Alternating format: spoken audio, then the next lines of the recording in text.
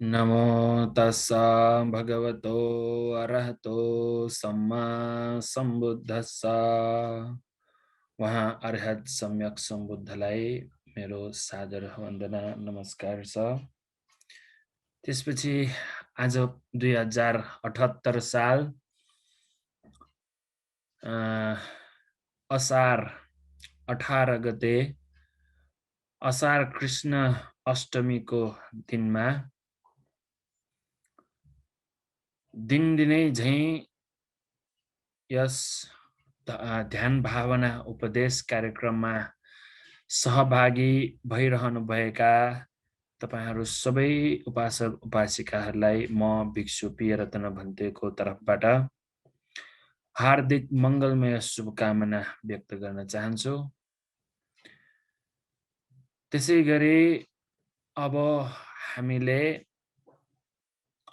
हिजो अस्तिदेखि छलफल गर्दै धर्मदेशना गर्दै आइरहेको कंखा वितरण विशुद्धिको सम्बन्धी शंका उत्पन्न भएमा त्यो शंकाहरूलाई निवारण गर्ने क्रमको बारेमा हामीले छलफल गर्दै आइरहेका थियौं।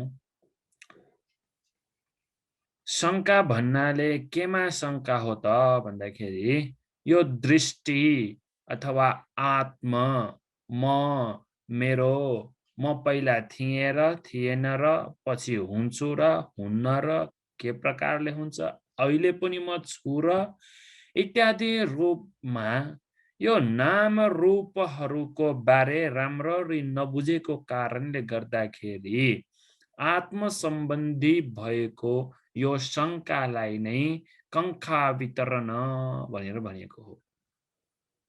तसर्थ यो शंका निवारण गर्नको लागि भगवान बुद्धले एउटा मार्गदर्शन गराउनु भएको छ। धर्म एउटा त्यो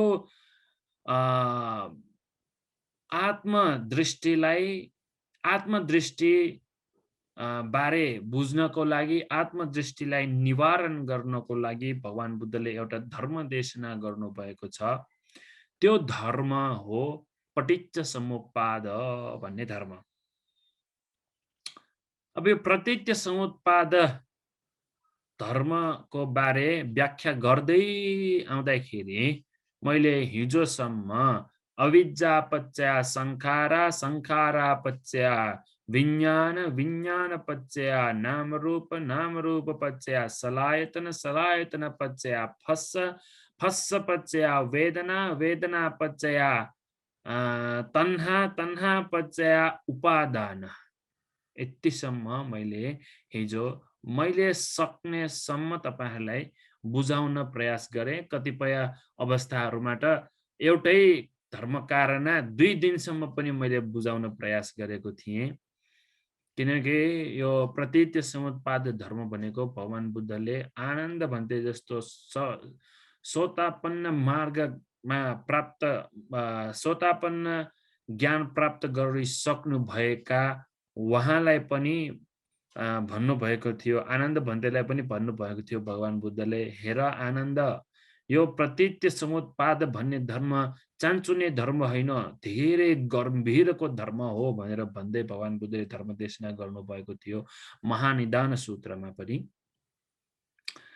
त्यही गम्भीरको धर्म देशना गर्नुपर्ने अवस्थामा कहिलेकाहीँ अब म आफैले पनि त यसको अनुभूति गरेको छैन।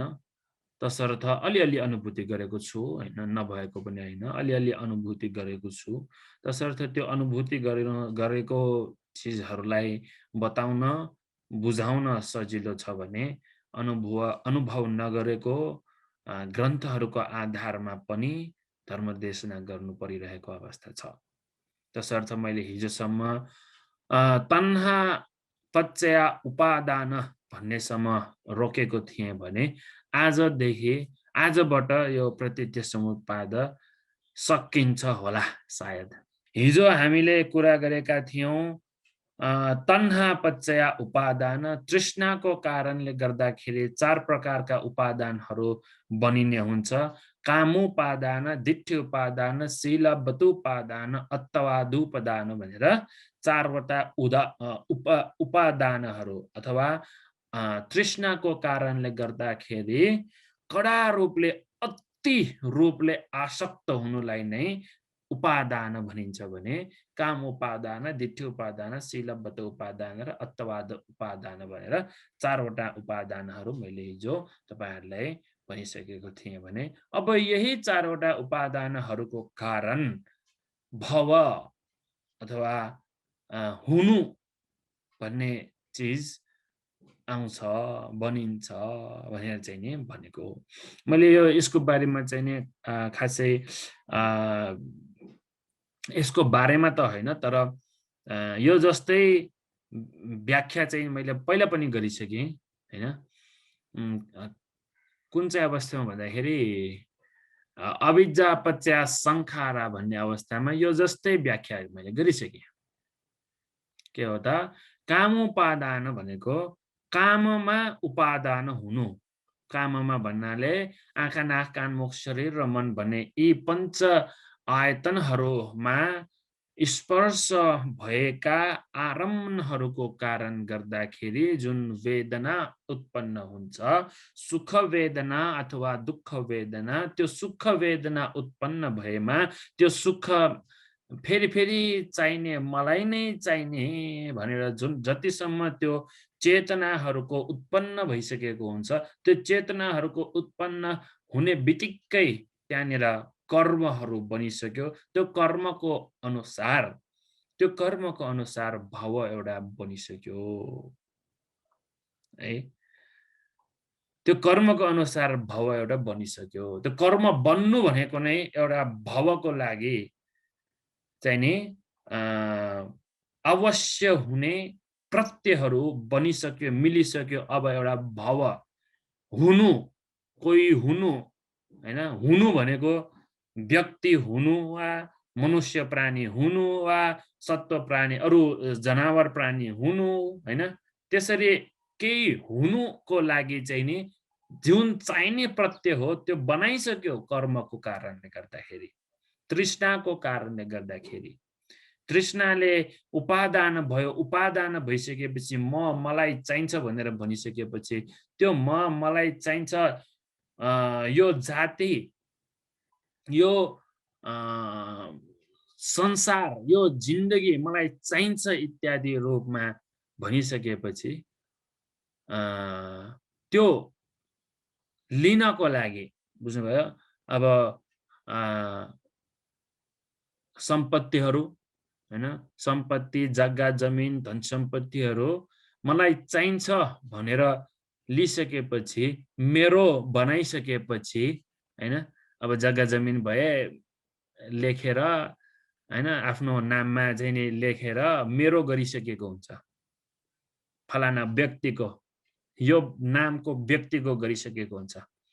त्यसरी फलाना व्यक्तिको नाममा गरिसकेपछि मेरो नाममा त्यो धन सम्पत्तिहरू बैंक ब्यालेन्स गरिसकेपछि त्यो त आरक्षा गर्नु पर्यो। धन सम्पत्ति, जग्गा जमिन रक्षा गर्नु पर्यो। अब जग्गा जमिन रक्षा गर्ने क्रममा कोही व्यक्तिले आएर त्यहाँ त्यो जग्गा जमिन मिचेर लिने कोसिस गर्यो भने के भयो? आरक्षा गर्न गइरहेकोमा ल त्यो मिचेर ल्याउँदाखेरि, आफ्नो जग्गा जमिनहरू मिचेर ल्याउँदाखेरि त्यो व्यक्तिसँग रिस उठ्छ। ल रिस उठ्नु भनेको त के हो? एक प्रकारको कर्म भयो। चेतनाहं भिक्षवे कम्मं वदामि। भिक्षुहरू चेतनालाई नै म कर्म भन्छु भनेर भन्नुभयो हैन। त्यस अनुसार रिस उठ्नु भनेको एउटा कर्म भयो। त्यो रिस उठिसकेपछि त्यस अनुसार रिस उठिसकेपछि त मेरो जग्गालाई किन हात हालेको इत्यादि रूपले मनमा मात्र हैन, त्यो रिस कहाँबाट? मुखबाट पनि निकाल्यो हैन। त्यसपछि त कयौं त्यहाँ छाडो बोल्ने पनि बोलिन्छ होला त्यस अवस्थामा त हैन। अब के कारणले भएको? यो सबै मेरो गरेको कारणले भएको, तृष्णा भएको कारणले भएको, मलाई चाहिन्छ भनेर भनेको कारणले भएको। त्यति मात्र त कहाँ रोकिन्छ र? लट्ठी समातेर, हतियार समातेर झगडा गर्न जान्छ है। यतिसम्म हुनु भनेर भनेको हो। त्यहाँसम्म त्यतिसम्म गरिसकेपछि त कर्म फलहरू त्यो पुण्य पापहरू त गरिसक्यो। उसले पाप त्यतिसम्म पाप त गरिसक्यो। जब पाप गरिन्छ तब त्यो पाप त्यो गरेको पाप त अब फल त दिनु पर्यो। भव नभइकन कोही व्यक्ति अथवा मनुष्य प्राणी अथवा जुन भए पनि भव नभइकन, जो भए पनि व्यक्ति भए पनि नबनिकन अथवा जनावर पशुपक्षी भए पनि नभइकन त्यो पापको फल दिन सक्दैन। तसर्थ एउटा भव उसले बनाइसक्यो। हैन? अब त्यसै गरी त्यो एउटा मैले यो त्यसैले यो मैले पहिला पनि भनिसकेँ भनेर भनेको यही कारण हो। फेरि पनि अनि उसले त्यो पाप कर्म मात्र होइन, त्यो धन जग्गा जमिनहरू किनेर आफ्नो गरेर त्यो जग्गा जमिन चाहिँ नि राम्रो काममा लगाउने भनेर सायद बिहार बनाउनलाई जग्गा दान दिएको हुनसक्छ। होइन? त्यसपछि बिहार बनाउनलाई जग्गा दान दिइसकेपछि त उसले त पुण्य कमाइसक्यो। बिहार बनाउनको लागि धन सम्पत्ति दान दियो भने यतिकै उसले पुण्य कमाइसक्यो। भन्ते गुरुमाहरूलाई दान दियो भने यतिकै उसले पुण्य कमाइसक्यो। भन्ते गुरुमाहरूलाई मात्र होइन, अरू जनावरहरूलाई गरिब गरिब परिवारहरूलाई इत्यादि रूपमा त्यसरी दान दिइसकेपछि उसले पुण्य कर्म कमाइसक्यो। पुण्य कर्म कमाइसकेपछि पुण्यको फल दिनलाई पनि त एउटा भव चाहियो। बुझ्नुभयो? पुण्यको फल दिनलाई पनि, पापको फल दिनलाई पनि, पुण्यको राम्रो विपाक दिनलाई, पापको नराम्रो विपाक दिनलाई एउटा भव त चाहियो नि। है? तसर्थ त्यो पुण्य पापहरू किन गर्छ? पुण्य किन गर्छ? मलाई राम्रो ठाउँमा जन्म दिन पाओस्। म योभन्दा राम्रो हुन सकोस्। है? म यो मनुष्य लोकमा जिएर मलाई गाह्रो भयो, म देवता भएर जन्म लिन सकोस्। है? कोही त कसरी पनि विचार गर्छ त भन्दाखेरि यो मनुष्य प्राणी त गाह्रो रहेछ। नागलोकमा जन्म लिए कस्तो हुन्छ? पशु भएर जन्म लिए कस्तो हुन्छ? आहा, कस्तो उड्न पनि पाउने। है? भनेर त्यसै सोच आउनु भनेको नै तृष्णा हो। त्यो तृष्णाको लागि त्यसको लागि त्यसपछि क्रिया गर्नु, काम गर्नु, त्यसको लागि गरेको कामहरू सबै अनि पुण्य अथवा पाप भएर जमिन्छ। त्यो सञ्चय गरिसकेको पुण्य अथवा पापहरू विपाक त दिनु पर्यो। विपाक दिनु पर्नेको कारणले गर्दाखेरि एउटा नयाँ भवको उत्पन्न हुन्छ त्यो उसलाई। त्यसैले यहाँ सेयर गरेको, त्यसैले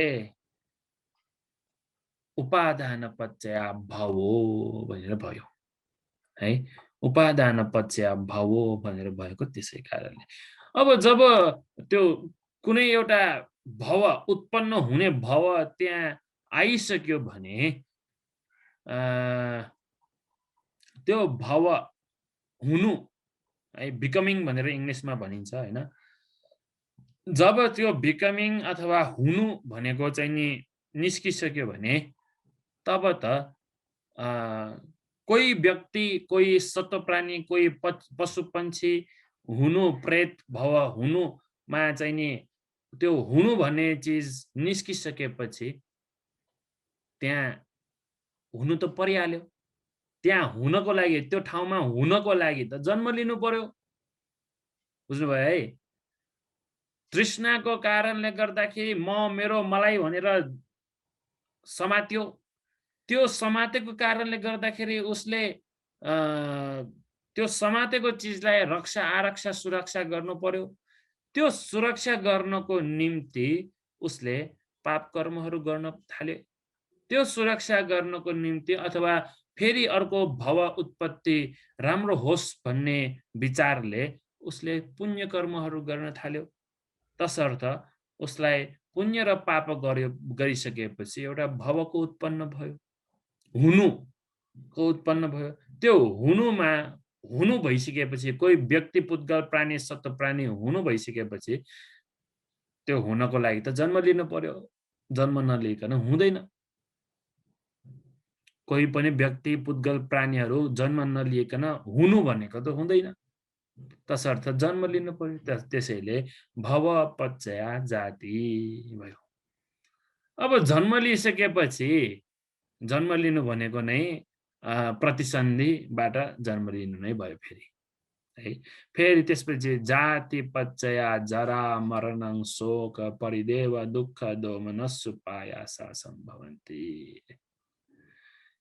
जाति यो जिन्दगीमा, यो संसारमा जन्म लिइसकेपछि जरा, जन्म लिइसकेपछि त्यो व्यक्ति बिस्तारै वृद्धि हुँदै जान्छ, जरा जीर्ण भएर जान्छ। त्यसपछि मर्नु पर्ने हुन्छ। त्यसपछि शोक हुन्छ। त्यसपछि परिदेव, रुनु पर्छ। त्यसपछि दुःख, कायिक दुःख हुन्छ। दोमनस्स, मानसिक दुःख हुन्छ। उपायासा, कराउनु पर्ने हुन्छ आफ्नो परिवारहरूसँग। यो सबै हुने के कारणले त त्यसपछि जातिको कारणले अथवा जन्मनको कारणले। अब यो जुन द्वादशाङ्ग पटिच्च समुपाद छ है, तपाईहरुलाई यसको कारण यो भयो, उसको कारण यो भयो भनेर जुन मैले सुरुदेखि तपाईहरुलाई अहिलेसम्म, आजसम्म जुन जसरी बुझाउँदै आए, यो बुझाउँदै आउने क्रममा अब तपाईहरुलाई धेरै प्रश्नहरू पनि आउने हुन्छ, किनकि यो पटिच्च समुपाद भन्ने धर्म नै अलिकति यस्तै छ। प्रश्नहरू जति सोधे पनि उत्तर आफूलाई पुग्ने जति उत्तरै नआउने हुन्छ क्या यो पटिच्च समुपाद धर्म। अब यसमा उत्तर दिँदाखेरि म तपाईहरुलाई भन्दाखेरि अविद्या पच्चय संखारा यहाँदेखि सुरु गर्नुभएको छ भगवान बुद्धले। तर यो प्रतीत्य समुत्पाद भन्ने चीज अविद्यादेखि नै सुरु भएको भनेर भन्न सकिँदैन।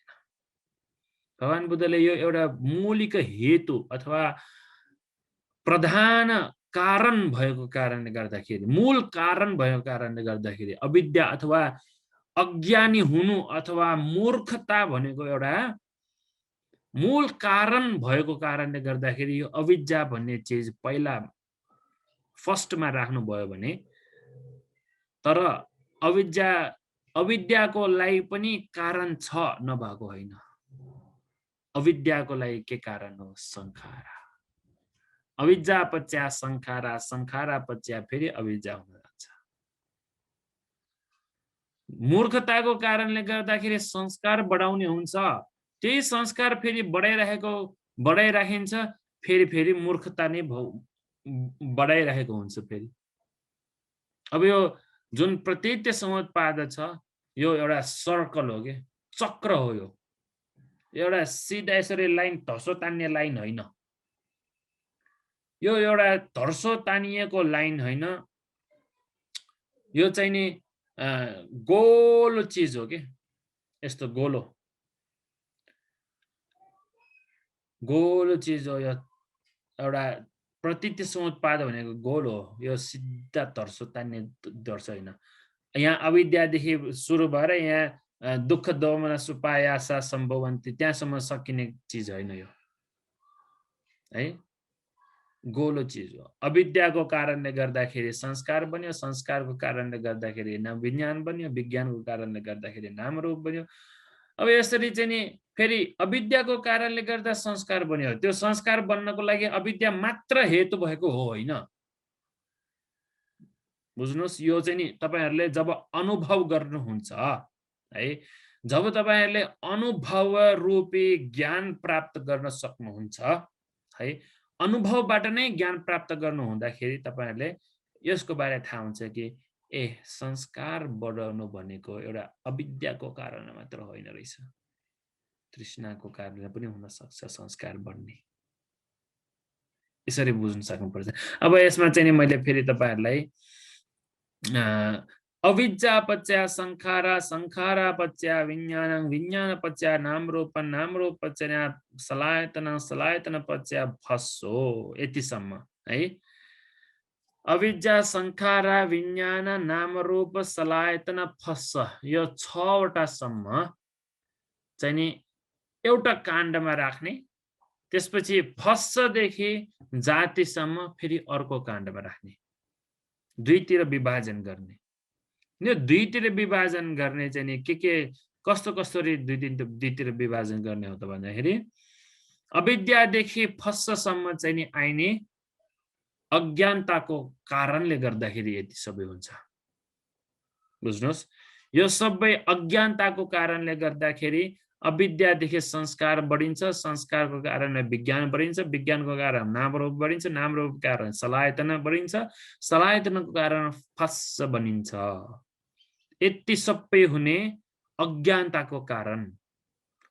त्यसपछि फस्स पच्या वेदना, वेदना पच्या तन्हा, तन्हा पच्या वेदनासम्म हो मेरो विचारमा। त्यसपछि वेदना पच्या तन्हा, तन्हा पच्या उपादान, उपादान पच्या भव, भव पच्या जाति, जाति पच्या जरा मरण शोक परिदेव दुःख। यो सबै चाहिँ नि तृष्णाको मूलिक हुने हो।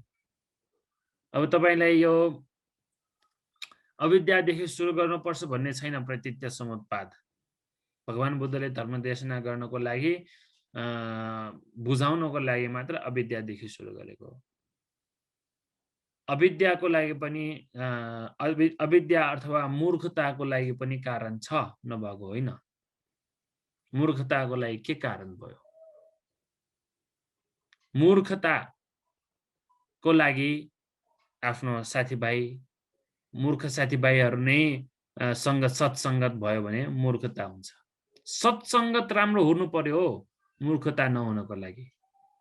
बुझ्नुभयो? अब मूर्खता किन भएको त? असत्सङ्गत भएको कारणले, सत्पुरुषहरूको सङ्गत नभएको कारणले गर्दाखेरि मूर्खता भयो। बुझ्नुभयो? अविद्याको लागि पनि हेतु कारण छ, तसर्थ अविद्या यतिकै आइरहेको चिज होइन। अविद्या भन्ने यो हामीमा चतुरार्य सत्यको ज्ञान नभएको यतिकै होइन। अब तपाईहरुलाई कमसे कम यो धर्मदेशना गर्ने भन्ते त हुनुहुन्छ, अथवा चतुरार्य सत्य भनेको यो हो है, प्रतीति समुत्पाद भनेको यो हो है भनेर तपाईहरुलाई भन्ने कोही व्यक्ति त भयो। त्यो व्यक्ति नै सत्पुरुष भयो। तपाईहरुले यो ती व्यक्तिहरुसँग सत्संगत गरेमा अविद्या अथवा मूर्खतालाई बिस्तारै बिस्तारै कम गरेर लग्न सक्नुहुन्छ। तसर्थ हेर्नुस्, अविद्याको लागि पनि एउटा कारण छ। फेरि सत्संगत नगर्नुको लागि के कारण हुन्छ त? सत्संगत नगर्नुको लागि धर्मदेशना नसुन्नु हैन, त्यो पनि फेरि मूर्खता पनि हुन सक्छ। मूर्खताकै कारणले गर्दाखेरि सत्संगत भएन, सत्संगत नभएको कारणले गर्दाखेरि अविद्या मूर्खता उत्पन्न भयो। मूर्खताको कारणले गर्दा संस्कार, संस्कारको कारण विज्ञान। यसरी चाहिँ नि यो तपाईहरुलाई अस्ति मैले एउटा बुझाउँदाखेरि विज्ञान पच्या नामरूपं भन्ने चीज बुझाउँदाखेरि विज्ञानको कारणले गर्दाखेरि नाम रूप बनिन्छ भनेर भने है। अब यो विज्ञानको कारण नाम रूप बन्दाखेरि चाहिँ नि विज्ञान भनेको प्रतिसन्धि चित्त भनेर भने, त्यहाँनिर प्रतिसन्धि चित्त उत्पन्न हुनको लागि यो काम लोकमा अर्को एउटा आधार हुनुपर्छ भनेर भने है। त्यो आधार अर्को एउटा आधार हुनुपर्छ। त्यो आधार चाहिँ नि रूपकाय बनिरहेको हुनुपर्छ। अविद्याको कारण संस्कार बनिने, संस्कारको कारण विज्ञान बनिने, विज्ञानको कारण नामरूप बनिने। यसरी यो जुन प्रतीत्य समुत्पाद छ, यो प्रतीत्य समुत्पादहरुको लागि त्यही मात्र कारण हुन्छ। अब वेदनाको लागि फस्स मात्र कारण हुन्छ, तृष्णाको लागि वेदना मात्र कारण हुन्छ त्यस्तो होइन है। एउटा चीज बन्नको लागि धेरै कारणहरू हुन सक्छ, तर त्यो कारणहरू मध्येमा पनि मुख्य कारण मात्र यहाँ प्रतीत्य समुत्पादमा दिइरहेको हो, त्यो बुझ्नुस्। नत्र चाहिँ फेरि तर्क वितर्कमा आउन सकिन्छ नत्र है, बुझ्नुभयो। अब उपादान तन्हाको लागि वेदना मात्र कारण हुने होइन, त्यहाँ धेरै कारणहरू हुन सक्छ। नामरूप बन्नलाई विज्ञान मात्र कारण हुने होइन, त्यहाँ धेरै कारणहरू हुन सक्छ है। यसरी चाहिँ नि बुझ्नुपर्छ। तर त्यहाँनिर जुन मुख्यतया कारण हो, त्यो मुख्यतया कारण मात्र यहाँनिर वेदनाको कारणले गर्दाखेरि तृष्णा भएको हो, तृष्णाको कारणले गर्दाखेरि उपादान भएको हो, उपादानको कारणले गर्दाखेरि भव भएको हो भनेर यसरी यो मुख्य कारण मात्र यहाँ दर्शाएको छ भगवान बुद्धले। यसरी चाहिँ नि अब यो प्रतीत्य समुत्पाद बुझ्दाखेरि, यो विशेष गरी प्रतीत्य समुत्पाद बुझ्दाखेरि यो प्रतीत्य समुत्पाद सिधा गइरहने एउटा लाइन धर्सो होइन भनेर बुझ्नुपर्छ। यो एउटा चक्र हो, घुमिरहने चक्र हो है। त्यसरी नै पनि बुझ्नुपर्छ, किनकि यो एक ठाउँबाट सुरु हुने चिज होइन हाम्रो यो संसार। यो प्रतीत्य समुत्पादको कारणले गर्दाखेरि नै हाम्रो यो संसार, यो प्रतीत्य समुत्पाद रहन्छ हाम्रो यो संसार, हाम्रो यो जिन्दगीमा। यही चिज हो भइरहने, तसर्थ हाम्रो जिन्दगी कहाँबाट सुरु भयो भनेर भन्न सकिँदैन। भगवान बुद्धले आफैले भन्नुभएको छ यो संसार कहाँबाट सुरु भएको हो। हाम्रो यो संसार है, मनुष्य, हामी मनुष्य प्राणी भएर जन्म लिएका छौँ भने म यो भन्दा पहिला के जन्म लिएका थिएँ होला, त्यो भन्दा पहिला के जन्म भएर के कसरी जन्म लिएको होला, त्यो भन्दा पहिला के जन्म लिएको होला, त्यो भन्दा पहिला के जन्म लिएको भन्दा भन्दै यसरी हेर्दै गयो भने हाम्रो यो संसार चाहिँ नि कहिले पनि रोकिँदैन। हेर्दै गयो भने महाकल्पहरू, सयौं लाखौं करोडौं महाकल्पहरू सकिन्छ, तैपनि हाम्रो यो संसारको बाहिरी संसार होइन।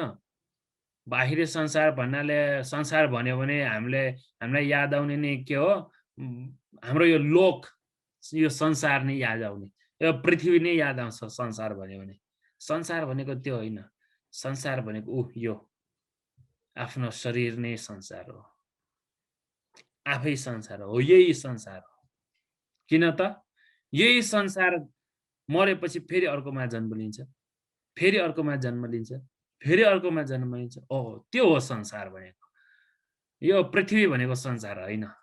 पृथ्वी भनेको त एउटा ठाउँ मात्र हो। त्यो संसार भनेको यो जन्मेर मर्नु, जन्मेर मर्नु, जन्मेर मर्नु, जन्मेर मर्नु, यो यसलाई संसार भनिन्छ। बुझ्नुभयो। तसर्थ पहिला सारी पुत्र भन्थे हो कि मौद्गल्यायन भन्थे, मेरो विचारमा मौद्गल्यायन भन्थे जस्तो याद छ।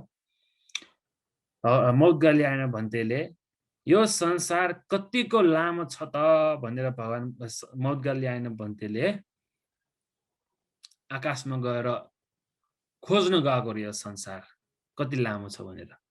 त्यहाँनिर त्यो संसार भनेको महामौद्गल्यायन भन्थेले यो संसार भनेको के खोज्न गएको भन्दाखेरि यो संसारमा स्पेस छ नि, स्पेस, आकाश छ नि, यो आकाश कति लामो छ भनेर हेर्न खोज्न गएको थियो मौद्गल्यायन भन्थेले। भगवान बुद्धले भन्नुभयो महामौद्गल्यायन, तिमीले यो के गर्न लाग्यो। महामौद्गल्यायन भनेको त रिद्धिबाट अग्र प्राप्त भएको भगवान भिक्षु हो नि। तर पनि भगवान बुद्धले मौद्गल्यायन भन्थेलाई भन्नुहुन्छ के गरेको यो तिमी। संसारको यस्तो, संसारको सुरुवात पनि हेर्न सक्दैन, अन्त पनि हेर्न सक्दैन। त्यो बाहिरी रूपको बाहिरको त्यो संसारको अन्त पनि हेर्न सक्दैन, सुरु पनि हेर्न सक्दैन। बरु यही संसार भनेको यही शरीर, हामी भित्र नै छ यो संसार भनेको, त्यसलाई हेर भनेर भन्नुभयो। तर पनि यो हाम्रै भित्र भएको संसारको पनि अतीतमा जानुहुने हो भने सुरुवात कहिले पनि देख्न सक्दैन। भगवान बुद्धले उहाँको आफ्नै पहिलो जन्मको कुराहरू उहाँले जातक कथाको रूपमा 550 वटा जातक कथाहरू भन्नुभएको छ। तर त्योभन्दा कैयौं जन्महरू उहाँले लिनुभएको छ। त्यो सबैको बारे भन्न थाल्यो भने त समय नै पुग्दैन। त्यसैले यो प्रतीत्य समुत्पाद भनेर भनेको एक ठाउँबाट सुरु हुने अर्को ठाउँमा अन्त हुने चिज होइन। यो एउटा चक्रव्यूह जस्तो चक्र जस्तो एउटा फेरि हुने, फेरि जाने, फेरि हुने, फेरि जाने भइरहेको हुन्छ। उदाहरणको रूपमा तपाईहरुलाई लिँदाखेरि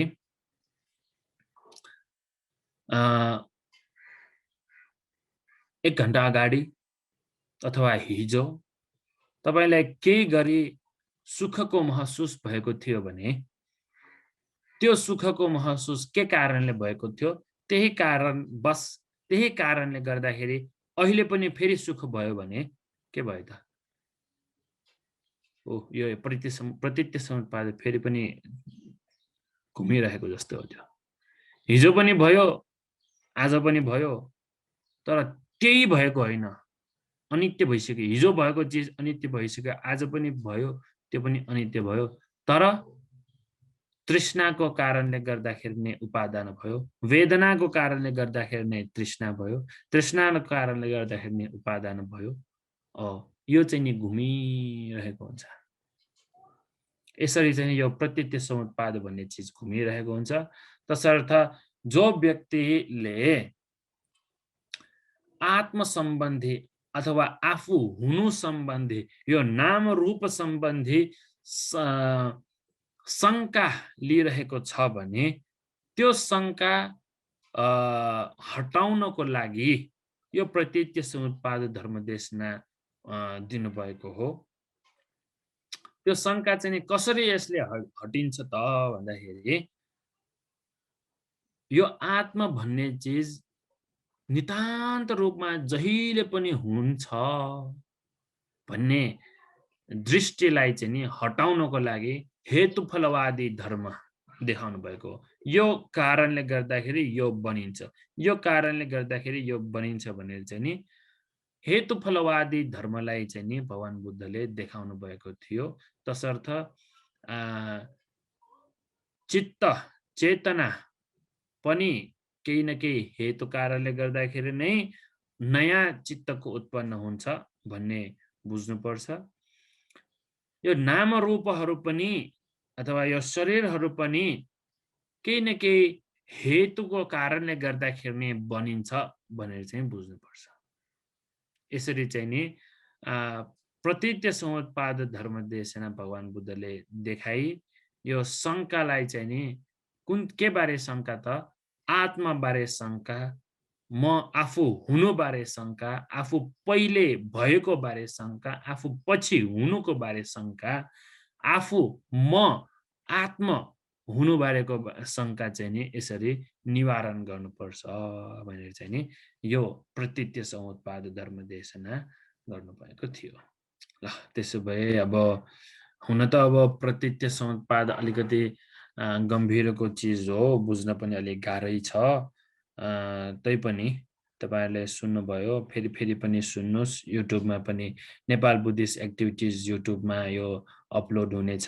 तपाईहरुलाई फेरि पनि सुन्न मन लाग्यो भने, नबुझेको केही त्यस्तो भयो भने फेरि पनि सुनेर यसलाई चाहिँ नि बुझ्न प्रयास गर्नुस् है। ध्यान भावना बसौं। सबैजना आफूलाई उपयुक्त हुने अनुसार बस्ने गर्नुस्। पलेटी मारेर बस्नुस्। टाढ सिधा राख्नुस्। टाउको सिधा राख्नुस्। बायाँ हात माथि दायाँ हात राख्नुस्। अब आँखा बन्द गर्नुस्। सबैभन्दा पहिला हामी चतुरार्क ध्यान भावना बस्ने छौं। नमामि बुद्धं गुणसागरन्तं सत्ता सदा हन्तु सुखी अवेरा कायो जिगुच्छो सकलो दुगन्धो गच्छन्ति सब्बे मरणम् अहञ्च सागर जस्तै अप्रमाण गुण भएका वहाँ सम्यक सम्बुद्धलाई मेरो सादर वन्दना नमस्कार छ भन्दै बुद्धानुස්සति भावना यो संसारका सबै सत्व प्राणीहरू सुखी होस् भन्दै मेत्तानुස්සति भावना यो दुर्गन्धले भरिएको हाम्रो शरीर अशुभ छ भनेर सोच्दै अशुभ भावना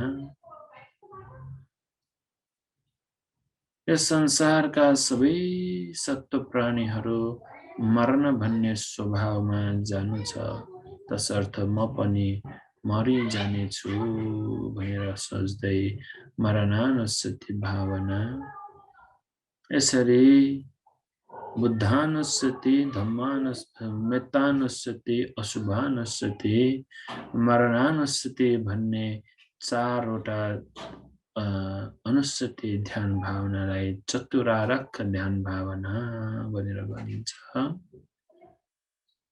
यो चतुरार्क ध्यान भावना बसिसकेपछि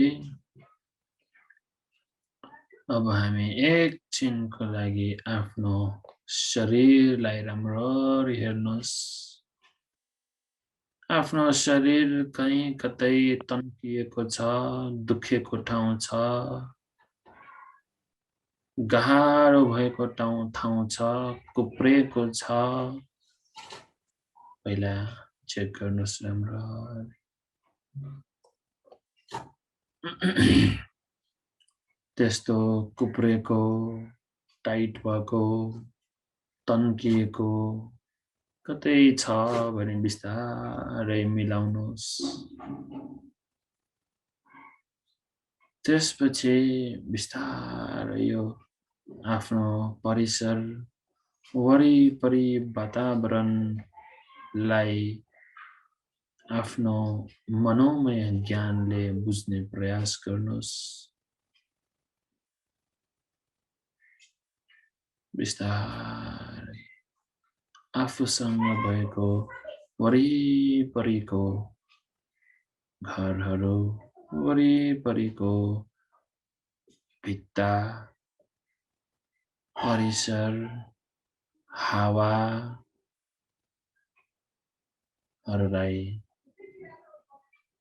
बिस्तारै मनन गर्दै अब हामी यस्तो परिसरमा हामी पलेटी मारेर ढाड सिधा राखेर हात खुट्टाले केही काम नगरिकन एक ठाउँमा एक नासले बसिरहेका छौं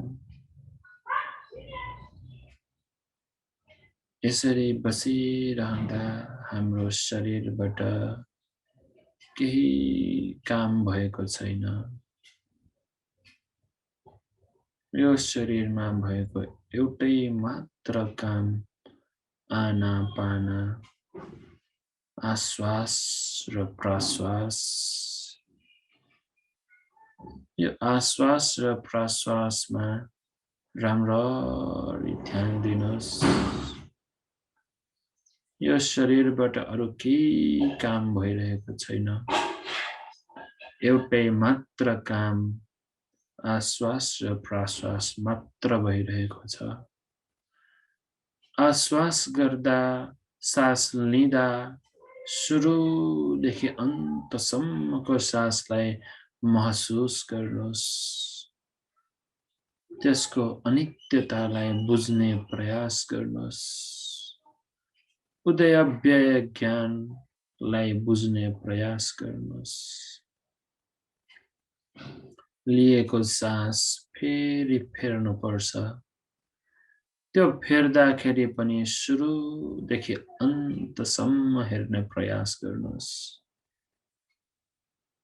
सुरुदेखि अन्तसम्म आउने क्रममा पनि अनित्यतालाई बुझ्ने प्रयास गर्नुहोस्।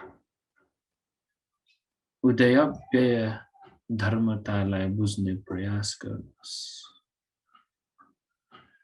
केही कतै संवेदना आएमा त्यो संवेदनामा हेर्नुहोस्। त्यो संवेदनाको नाम रूप धर्महरूलाई बुझ्ने प्रयास गर्नुहोस्। यसरी कायानुपस्सनाद्वारा, वेदनानुपस्सनाद्वारा, चित्तानुपस्सनाद्वारा, धम्मानुपस्सनाद्वारा विपश्यनाको ज्ञान लिने प्रयास गरौं। मन एकचित्त राखौं, एकाग्र गरौं। आनापानसतिमा मन राख्न प्रयास गर्नुहोस्।